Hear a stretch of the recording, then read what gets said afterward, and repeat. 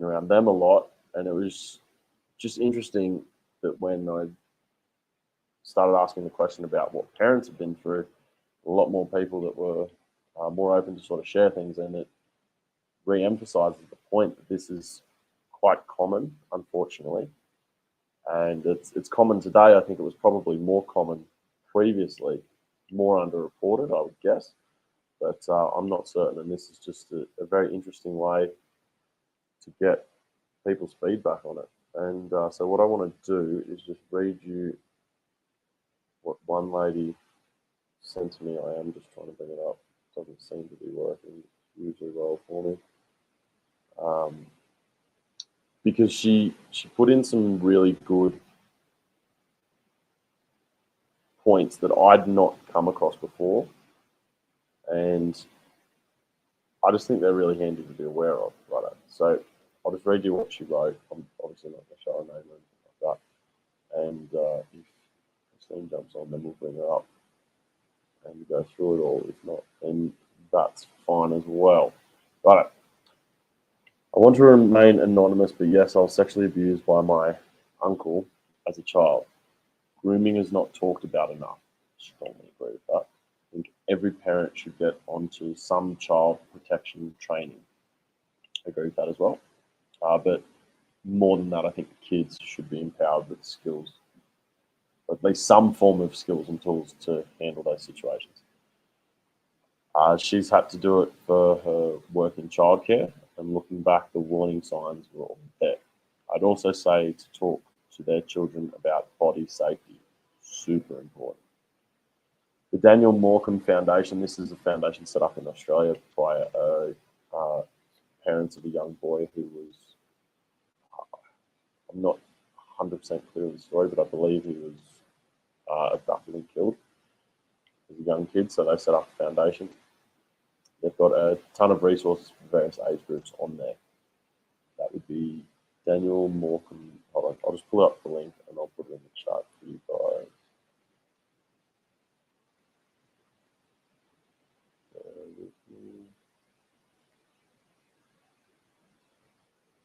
There's that one, the link to that one. So if you want to go check out that for more resources, it was great for me as well. My advice to parents and what I do for my children is to talk about everything with your children. Always stop what you're doing and listen to them, even with small things, so they always know you'll listen to them. Very, very important. She gets to this later on. Remain calm when they tell you things, even things that upset you. Always praise them for being brave enough to tell you, and always ask them how they'd like you to handle things. If they trust you to handle the small things, they're more likely to trust you to handle the bigger things. Teach your kids to always be honest, never lie or keep secrets, especially from parents, and lead by example. This is a really, really important part that not a lot of parents know, so please pay attention to this. Abusers tend to tell their victims to keep secrets or lie for them. So if they see their parent lying or keeping secrets or condoning it, they're more likely to think it's okay, especially if it's a family member abusing them, which most of the time it is.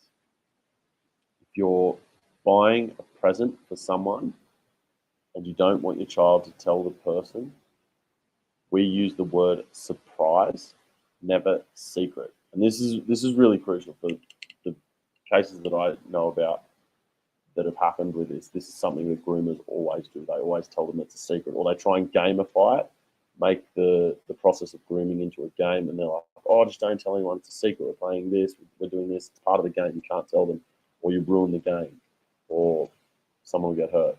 So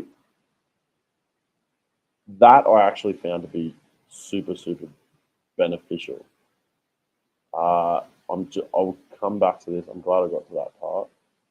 Always believe your kids unless overwhelming evidence suggests otherwise. Half the time, these abusers tell their victims no one will believe them, or that family will be angry with them. And always teach your children to listen to their gut feelings. If you get a weird feeling about someone, trust it and get away from them and come and tell a parent.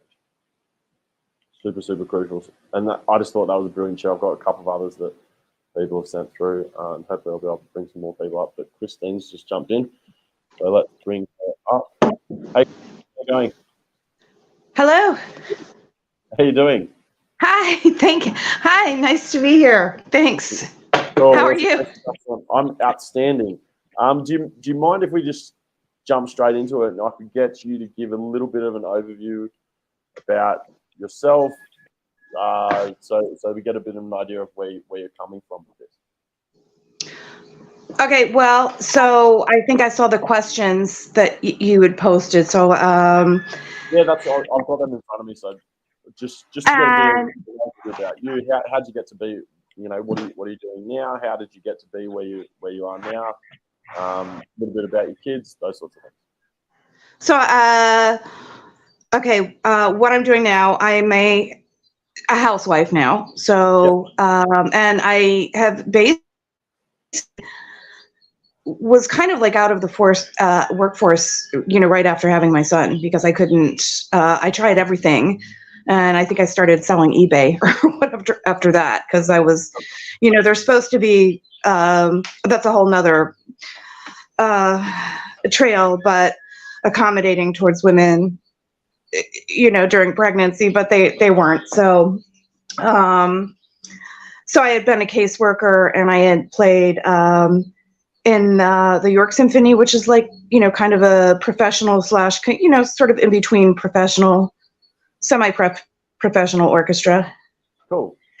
And after I had Alex, my son, and he's my only son, I just ended up being a stay-at-home mom and housewife. A little bit off track from what I had written down, but interested as to why you chose homeschooling over the public system. What was your motivation for that? Well, some of it was my own experience in the public school. I'm one of the things that were happening to this kids. So I think one of the most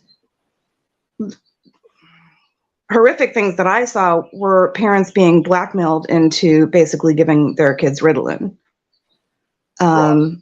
which I advocated against. And I don't know what the parents' circumstances were, like if they had to work, both parents were working, and they did not have, it's possible they needed their kid to be in school while they both worked, and the school had basically told them, if you don't put him on Ritalin, he's not going to be able to go to school. Yeah. So they were. If we can jump back a little bit to you growing up, what was it like for you? Where were your sort of parents from, and how was your childhood? I don't. My parents were divorced from the time I was about 3. I was born in a suburb of Cleveland, Ohio. And I don't remember this, but I do know that I was very upset when my father left the house. And I don't remember a lot of it, but it was like I was kind of grabbing his feet and trying to prevent him from leaving. And I was, screaming and crying and, that sort of thing, all together. Right. And where in the picture did the abuse start for you? Where did that sort of factor in? What age? What sort of, or was it ongoing? It had really started when we were in Grayling, Michigan, and from some of my mom's choices, because we had first moved to the Grayling, which was a small town, and instead of getting, like a 2-bedroom apartment, there was just one bedroom, and then like the bathroom was in there. So I never had any privacy as a 13 or 12 when we moved there, 12 or 13, and my mom was just super controlling, and I was starting to fight back, and she wasn't, or just try to stand up for myself, and that wasn't going over for her very well. And so that's when I think I remember a lot, is missing out on that. And at some point it was like, if I looked at her the wrong way, if we'd be sitting in the car on the way to school, and I drove with her, and she would just haul off and slap me sometimes Yeah. if I looked at her wrong or if I didn't have the right response. But I do remember after my parents were divorced, there was this one night, and I'll never forget it. And she had asked me, uh, would you, and she was acting sort of angry with me, like before this conversation. And she had said, well, where would you like to live, Christine? And would you rather live with your father, or with me? And I said, well, you, Mom. My first answer, and I'm like 4, was, Mom, I love you. I want to be with you. And she's like, well, you did this or you did that, or you dropped a crumb on the floor. It was always something silly. Yeah. And she said, I want you to take an hour to think about it. And, for a young child, they don't know or understand these games. Yeah. So I figured, well, I must have said the wrong thing. Maybe she wants me to live with my dad. I just didn't know. And then, so an hour later, I came, of course, with the opposite answer. Okay, I'll go live with my dad. If you want me to live with my dad, I'll go live with my dad. And then that's when the horror started, where she started crying. She put me on a total guilt trip. She was telling me that I, went to the university for you. I got my degree for you. And it really was not about who you want to live with. It was about who do you love more. Yeah. So, being 4 years old and thinking that your only answer was wrong. yeah, it was the wrong answer, and and it was like, and then I was put on this very sort of guilt trip about that, and it wouldn't. And I mean, I think we were up until about 2 o'clock in the morning, where she was explaining to me, how she had done all these things for me, and that, I don't even remember all of it, but I developed at that point this great anxiety that she would leave me, that she would just like walk out the door. So it got to be like she'd leave me in the car, which a lot of parents did back then, to go and get groceries. And if she wasn't back, I would be. That makes complete sense. So how has those sorts of events for you shaped how you parent your son, how you parent Alex? Well, I mean, one thing is, like, I always wanted him to know I am going to be there to pick you up. So just, I think, to provide more consistency, really. Yeah. And obviously not to play those sort of mind games, which I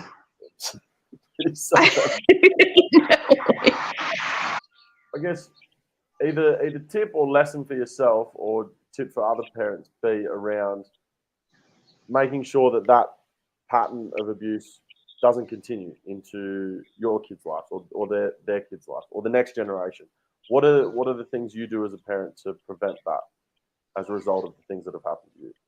I think, well, it's not difficult, but with and with my mom's philosophy, she just couldn't do it, because it always felt like this test of love, and I don't really do that with my son. And I think, when they get to be teenagers, especially, you have to start respecting their boundaries, and not take it personally, or that they don't love you, or put guilt and shame on them for wanting to branch out and do things that normal teenagers, you have to let them go. They're not yours to keep. So, and I mean, we all probably have struggles letting our teens go. I mean, but it's crucial.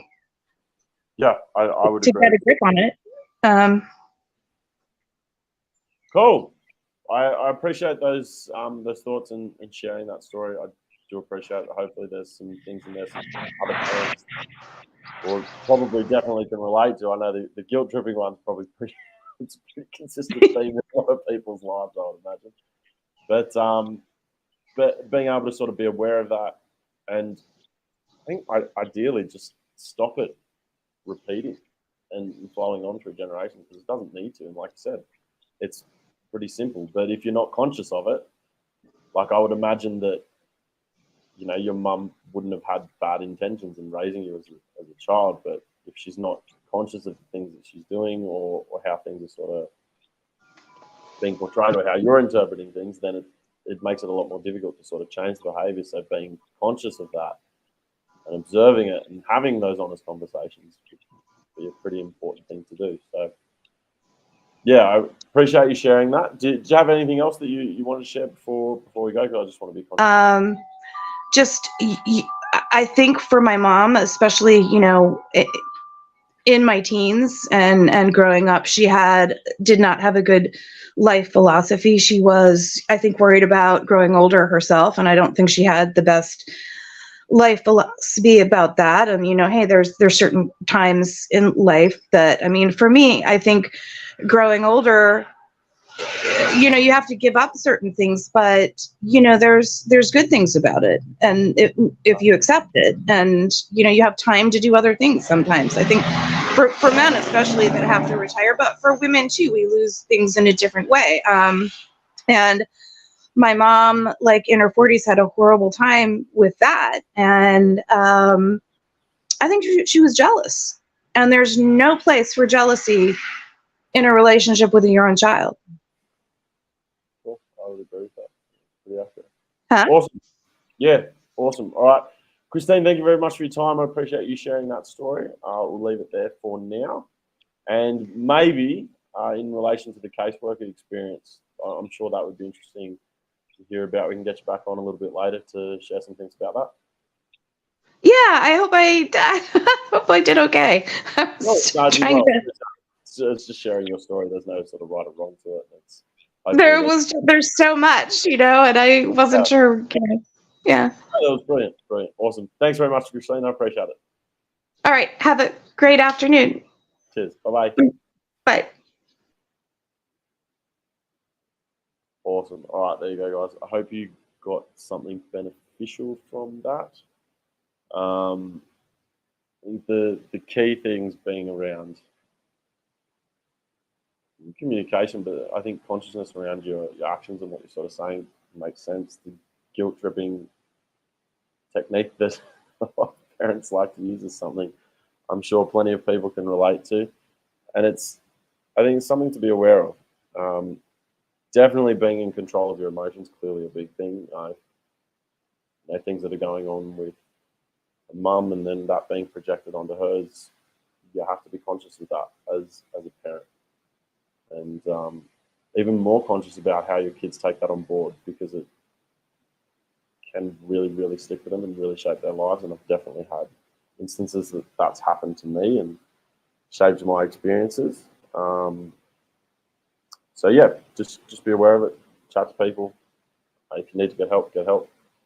An outside perspective is always handy, because when you're in it so much, it's very hard to observe how things are working. So if you can get a coach, if you can get a really good friend, a counselor, whatever it may be, to sort of give that perspective on what is actually happening. Friends can be good if they're really brutally honest with you, but someone with an outside perspective to sort of observe that can be extremely beneficial. It's not just about your health as a parent, but certainly about your kids' health and how they're going to develop as they grow up. So leave it there. I've got that resource there. One of the things I will also add this in, if you want to jump over and do this for the abuse. And one of the things like that I have been talking about fairly consistently is that most of the time it happens to kids, it's happening within the family environment. And look, we all do some bad things. I know my parents did some shocking things to me as a kid. It was a very, very small portion of the time. Most of the time they were brilliant. But there are certainly some things that aren't great. And I think kids need to understand that they can say no to anyone, whether it be an uncle, like the first story that I read to you guys on here, whether it be some other family member, whether it be you as mum or dad and you've just lost it emotionally. Things have happened. I mean, maybe you're going through a divorce, maybe you've been sacked from work, maybe something's happened, and emotionally you're just not in control of yourself. And there are certainly plenty of times that when emotions take control, it can end pretty badly for whoever you choose to direct those emotions towards. So for kids' sake, one of the things that's very, very important for me and what I sort of teach is that kids know how to say no to anyone, absolutely anyone, and that could include you as a parent. And it's not because you're bad or you're doing something wrong, it's because we're human and we all screw up sometimes. So I'll just chuck that link in to the chat there. If you want your kids to jump on and do some training with me, that's exactly what I teach. I certainly know I'm not perfect. I like to think I'm better than what I have been previously and always improving, but there's always going to be mistakes. So safeguarding that as best you can, particularly for the kids, is really important, and that's what my programs do. So if you want to jump in, get a free week of that, that link is there. If you've got any questions, shoot them through, and I will talk to you guys later. Hope